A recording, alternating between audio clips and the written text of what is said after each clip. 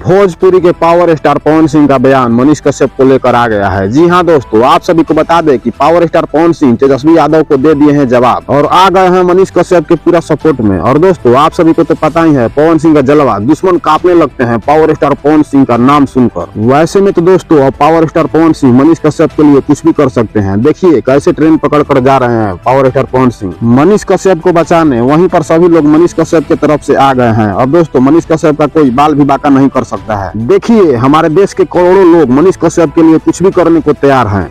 मनीष कश्यप कैसे इंसान है?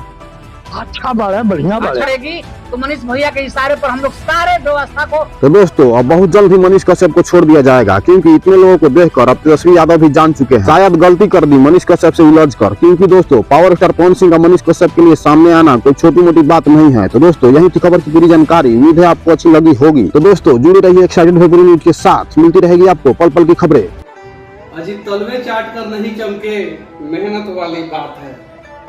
जलने वाले जलते रहे, चाहने वाले अपने साथ हैं।